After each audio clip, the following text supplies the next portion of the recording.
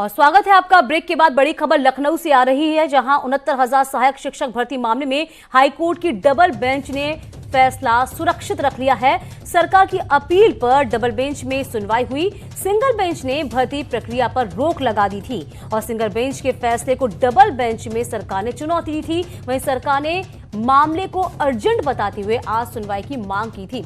इधर जस्टिस पंकज कुमार जायसवाल और जस्टिस दिनेश कुमार सिंह की बेंच ने ये आदेश सुरक्षित रख लिया है।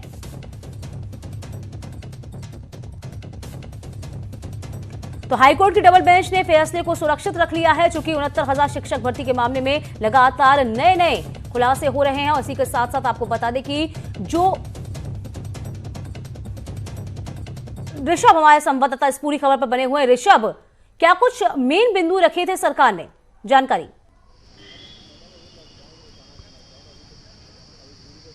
दीपिका, देखिए, सरकार की ओर से विशेष अपील दाखिल की गई है डबल बेंच पे और सबसे पहले अपील की गई है कि सिंगल बेंच का जो फैसला था उसको खारिज किया जाए। सिंगल बेंच ने 8 मई के बाद जो भी चयन प्रक्रिया में आगे के काम शुरू हुए थे, जैसे काउंसलिंग है, उसको रोक दिया था। तो सिंगल बेंच के उस फैसले पर रोक लगाने की मांग आज की थी विशेष अपील दाखिल करके सरकार की ओर से। हालांकि इस अपील पर सुनवाई की तारीख 9 जून यानी आने वाला जो कल है तब की तय हुई थी, लेकिन सरकार की ओर से आज सुबह एक अर्जी दाखिल की गई और ये कहा गया अर्जेंट मामला है और इसकी प्रायोरिटी के आधार पर सुनवाई की जाए।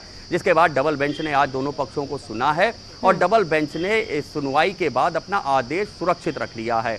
डबल बेंच का जो आदेश होगा कि क्या सिंगल बेंच के आदेश को रद्द किया जाए, वो अब कल आएगा। तो कल का दिन, दीपिका, बहुत अहम हो जाता है कि क्या सिंगल बेंच ने जो फैसला दिया था उसके ऊपर अब डबल बेंच क्या आदेश देती है सरकार की विशेष अपील पर। दीपिका, बिल्कुल। अब जिस तरीके से हम लगातार ये देखते आ रहे हैं, इस पूरे मामले को लेकर कहीं ना कहीं जो तमाम अधिकारी हैं उनकी कार्यप्रणाली जो है वो भी कटघरे में खड़ी हुई है, क्योंकि यहाँ पर 69,000 शिक्षक हैं जो रोजगार से सीधा जुड़ा हुआ मामला है युवाओं के, तो वो भी एक आस लगा के ऋषभ जरूर बैठे हुए हैं कि जल्द से जल्द इस मामले का समाधान हो।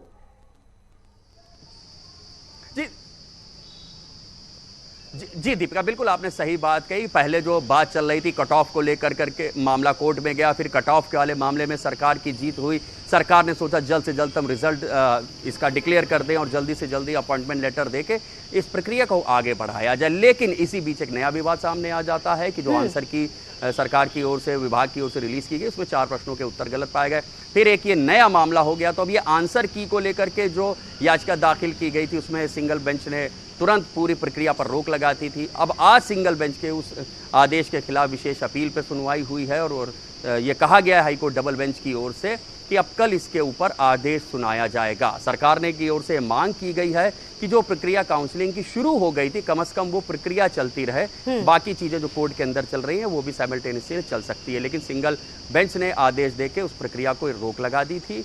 अब कल तय होगा डबल बेंच क्या आदेश देती है सरकार की विशेष अपील पर। क्या जो प्रक्रिया पर रोक लगाई थी सिंगल बेंच ने, उस आदेश को डबल बेंच खारिज करती है या कोई नया आदेश जारी करती है? बिल्कुल। तो कल का दिन बेहद महत्वपूर्ण है।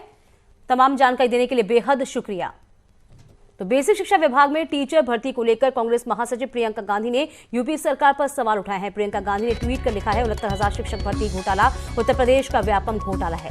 इस मामले में गड़बड़ी के तथ्य सामने नहीं है। डायरियों में स्टूडेंट्स के नाम, पैसे का लेन देन, परीक्षा केंद्रों में गड़बड़ी, हेरफेर, इन गड़बड़ियों में रैकेट का शामिल होना, ये सब दर्शाता है कि इसके तार काफी जगहों से जुड़े हैं। मेहनत करने वाले युवाओं के साथ अन्याय नहीं होना चाहिए। सरकार अगर न्याय नहीं दे सकी तो इसका जवाब आंदोलन से दिया जाएगा।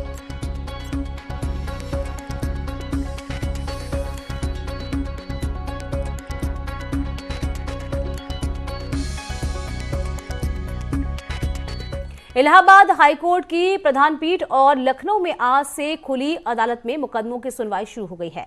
लॉकडाउन के चलते अब तक खुली अदालतों में मुकदमों की सुनवाई नहीं हो पा रही थी। अब अनलॉक लाइन दाखिले पर जो एजेंसी है उसके आधार पर वीडियो कॉन्फ्रेंसिंग के जरिए अब जो सुनवाई है वो की जानी है।